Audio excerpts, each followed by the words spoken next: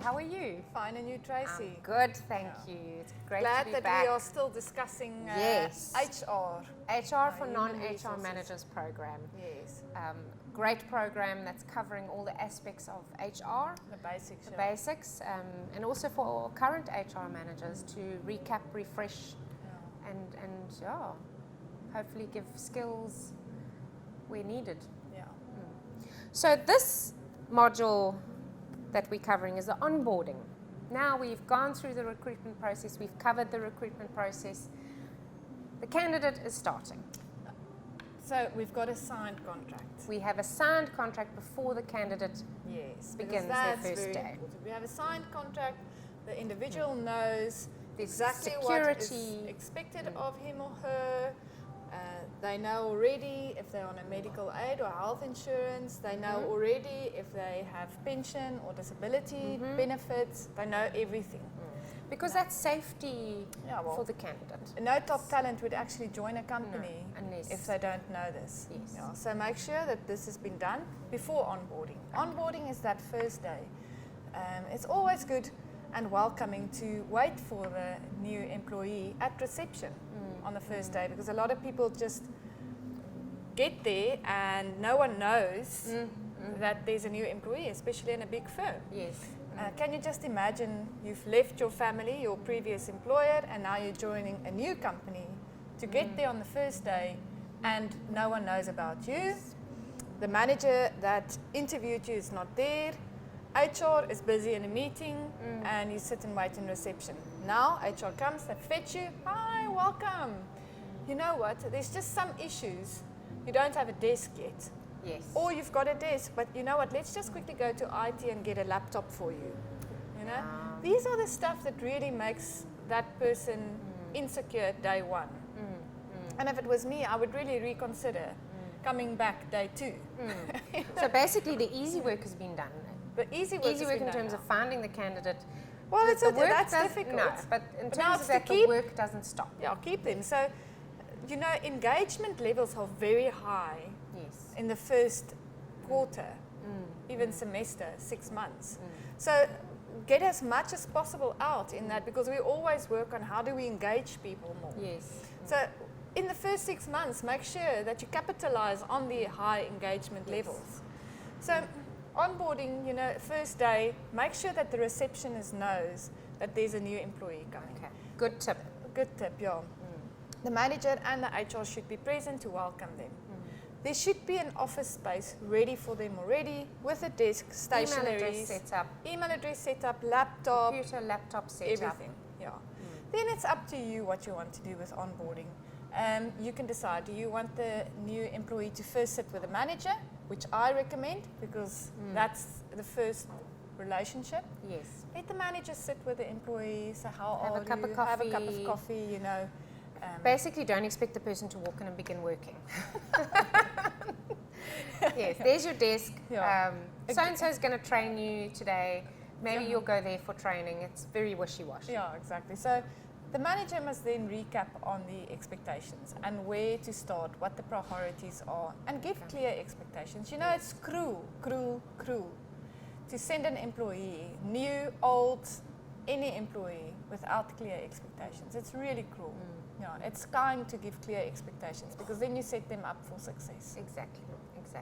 Irrelevant of level. Yeah. So make sure that they have the clear expectations and allow for open discussion. You know, tell me if you don't understand something. Yeah. And then you can hand them, if you want, what I would do is I would then introduce them to the team. Take them around, show them. Yeah, but just in your department, yes. because you don't want to Overwhelm them. Yeah, and then hand them over to HR. HR will make sure that they understand all the policies and the way we do stuff, but it can be overwhelming. So your onboarding program would say, in the first week we cover this, you know, So how long should an onboarding program take? It depends. Depending. Someone would say 1 week is enough. We have clients that's got 3 months onboarding programs, because it also it takes into account, you will overwhelm someone within the first week if you give them all the information, and it's got to do with performance review also. So review them once a week during the first month, then review them bi-weekly. And that's all part of the onboarding process, because you want to make sure that you analyze and manage each and every situation. Yeah. So should training happen during the onboarding process? I wouldn't necessarily say training and development like soft skills and leadership, but definitely the way we do stuff here. So development processes, what's the red tape, what programs do we work on. Normally you would employ someone with the necessary skills, but if you've got like in-house programs, there's inevitably going to be a certain amount of training. So allocate enough time so that the person can go on these training programs. We recently rolled out an induction program as well, part of the learnership that we do. And one thing that stood out for me in terms of why the induction is important is an organization, what is the end goal of having someone start in your organization? The end goal is to get them to be productive and effective as soon as possible. And if you follow a good induction onboarding process, that's going to happen. Oh, definitely. But if you don't, you're then going to take 6 months to a year to eventually get that employee. So with some of our clients, Trace, what they do, if it's a big corporate, and I love this, is they would have the first week would be induction with the line manager, and then obviously the department head, and then HR. But in that first quarter or first 2 months, they will also have a session with the CEO. Yes. And that can be a face-to-face in a group where the CEO of the group or of the business actually meets the new employees and tells them why they are here and what the vision of that business is. Very so that important. engages them immediately, and they feel valued because the CEO took time to introduce himself and the vision to me. You know? If the CEO is very busy, what we've also done in the past is to do online induction videos. Okay. So we have interviews with the CEO and then the various managing directors, and then we do like a nice video for them, and it's put on your Doroela site, and each and every employee goes through it, and there's a pre-assessment and a post-assessment to make sure that they understand the vision, who we are and where we go. Because sometimes it's not always possible for the CEO to sit with a new employee. But at least they're taking time to do it. And that's what I always say, some mindsets and cultures are, we don't have the manpower to do it, or we're just leaving it. That shows that it's not important for you. Yes. Show that it's important for you and commit by doing something.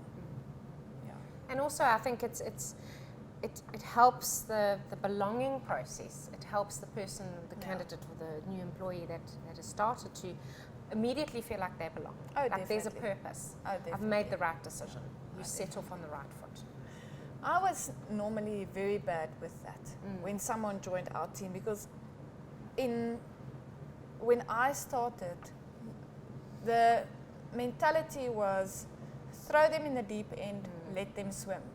But that worked very well for me as an individual, because I learned to swim, I coped, I survived, and I thrived. And that same way I incorporated when people joined our team back then. And I realized, that was very cruel of me to do it. Because not all individuals like being treated that way.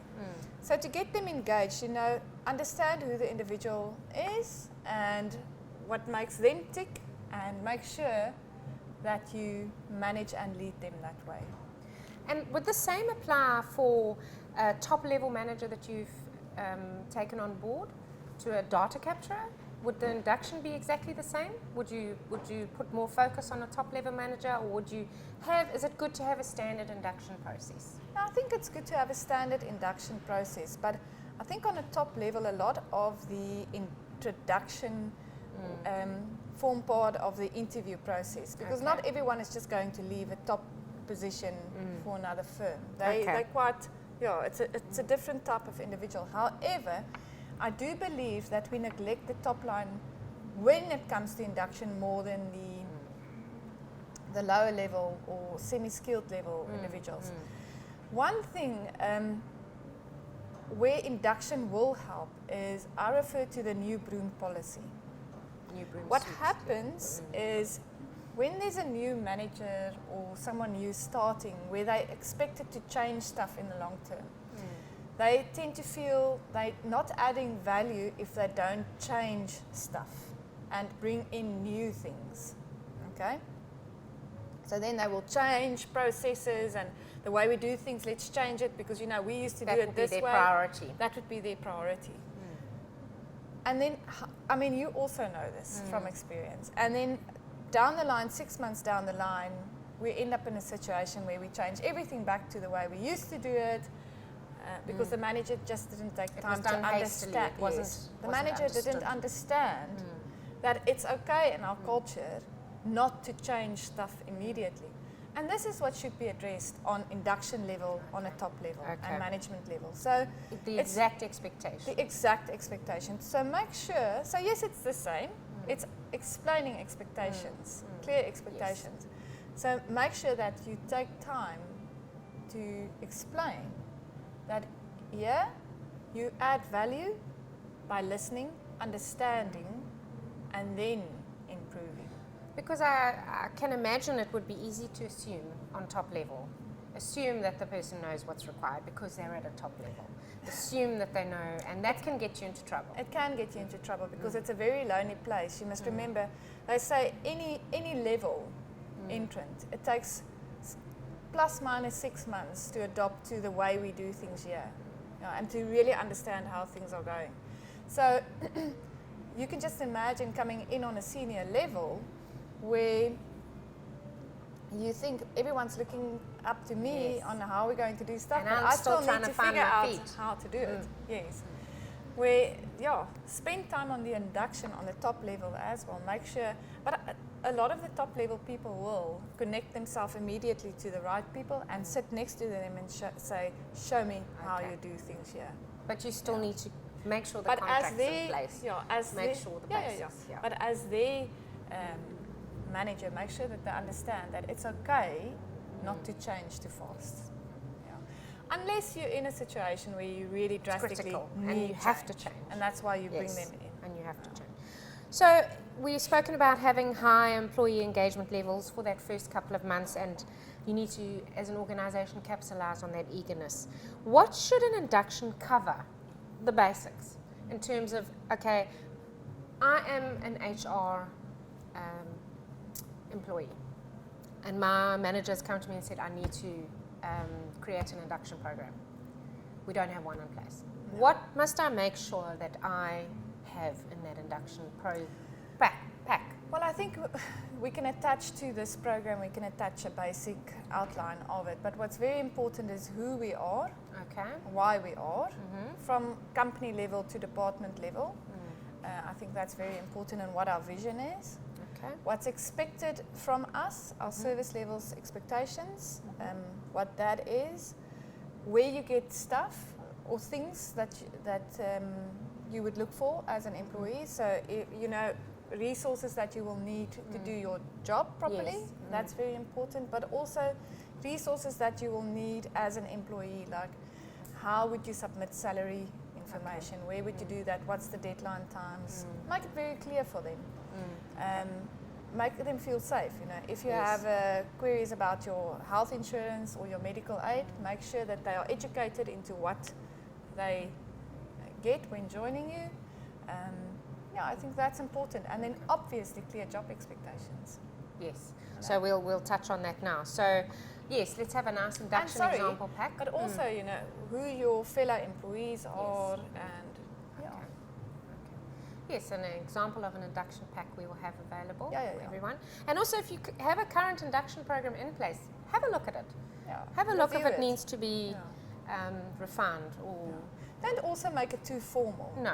It's not a formal process. It needs to be an easy process that covers what we need to cover. Big one. performance management, clear expectations, defined roles and feedback. I don't think there's many people that can say they have started a position and from day one they know what's expected of them. I don't think. Why is it so important? And how can we make sure that an organization... Trace, I think that's why we've got Imminent, and Imminent, the performance management review system. system, excellent system. And it's to really understand what the job requirements are, okay? We tend to generalize positions. But with the future of work and the way stuff is going, things are going, we need to make sure that we really understand key measurables. So I know we used to call it key performance indicators or areas, but they would also be very general. With Imminent, you define 10 functions. And as you know, that is the most difficult part in defining expectations. It's one thing to say, let's use for instance, monthly invoicing. What does monthly invoicing mean when you as the manager expect it from me? So make it specific, make it smart. You know? Yes. Does it mean I have to complete all invoicing of all the contracts, which is 1,000, with minimal credit notes? Like the credit note expectation would be less than 10% of the total. What needs to be in place before I invoice? Yes, you see. Is there back orders? There Make needs it to very be a POD attached. Yeah. Make sure you Make it very specific for them. So on your performance review system, you can have your 10 functions, but make sure that you've got another piece of paper that clearly stipulates what the expectations are. And is it a good idea to involve the new employee in that process? Or do you have a list, hand it to the employee and say, do you have any questions? This is what's required. Well, again, we must be very careful. So there should be clear expectations, but it's not open for too many discussions currently. But let's see if you can get what's expected from you right before you change anything. We are always open for change or doing stuff better, more efficient, but first understand how we do things, okay? But be honest and say to them, if you don't understand exactly, tell me so that I can help you with it. Make sure that line of communication is open. And this is the big thing. Managers forget that they are managers to remove obstacles, to plan, organize, lead and control a person's position and the department's vision. Plan, organize, lead and control. So we plan, how are we going to achieve our certain goals and objectives. Organize, we're organizing resources and people into different roles and functions. Into place. Logistics. Lead, we make sure we lead them to our desired vision. And control, we make sure we measure the progress. Okay? So, coming to clear expectations, it's very important that you make sure that you plan for them. Obviously, it will be at different levels, various ways, but make sure that you organize, lead, and control, and that you get the desired results. And remove obstacles. Because this is what happens. But that's exactly it. Control and leading, that's feedback. But what happens a lot is the employee obviously wants to shine and show you that they are doing a great job. First impression, I really want to make you proud. And that's from new employee to existing employee. So what they will not disclose, obstacles that they're facing, because they don't want to disappoint you. And this is where you've got to create the culture where come to me before before the bomb is exploding. Because that's my role as a manager.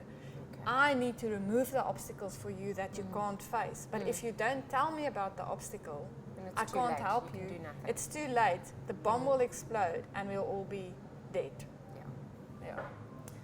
Yes. There's many words we can say for that, but we will not go below that belt. All right, so very important. And then you can get your new candidate to be as productive as possible, as soon as possible. Administrative and labor regulations compliance. The word compliance, we all know. Oh. So again, with onboarding, it's very important before they join your company that you have the signed contracts in place, copies of personal identifications, Tax compliance, reference numbers, tax banking compliance, details, correct banking details. all those stuff, all the things.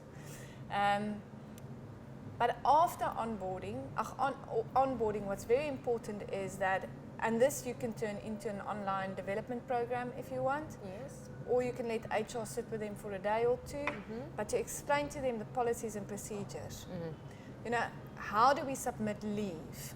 What are the rules when you want to take sick leave? You know, what are the rules when someone is harassing you? Yes. What are the grievance procedures? Okay. You know, all those basic conditions of employment, basically. Yeah, and all of them, your labor relations, but you don't have to go into detail, but what are our policies and procedures and how do we do things here from an HR perspective? So that's very important because you don't want, and let them sign. We've got a one-pager that we recommend to our clients that's got all the frequently asked questions, but also frequently broken rules. Yes. To cover us, you know, where the employee signs that they are fully aware of the travel allowance policy or the refund policies, etc., etc., etc., so that one day when they act as if they were not aware, you can say, you know what, you were aware. Yeah. And it's going back to clear expectations and clear rules, and this is the way we do things here. There has to be control. There has to be control. I control. always say, you know what, it's like bringing up your child. If there's no rules in your house or boundaries, they will rebel. You know, they need the discipline. The same way with our employees. You know, give them structure, give them the rules. They will feel safe in that environment. And it removes events that you don't want to happen. No, it just removes. It saves time.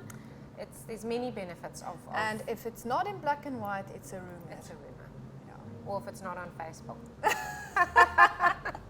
Well, Facebook, that's a different story. Any other tips? Any other advice you can give HR?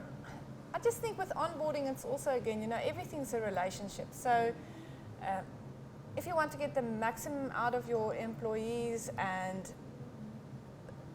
make sure that you're involved and that you understand the individual. You know, that's very important.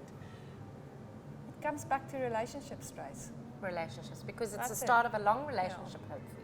And I mean, our mandate as business owners and managers are that every individual that work with us, we want to make sure that for the period that they are with us, that we will develop them as the best possible human being, not only for work, but as individual and human being.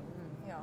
So while they are with you, make sure that you are that leader where they could turn around and say one day when they leave your company, where they will come and say, you know what, that guy contributed majorly into who I am today.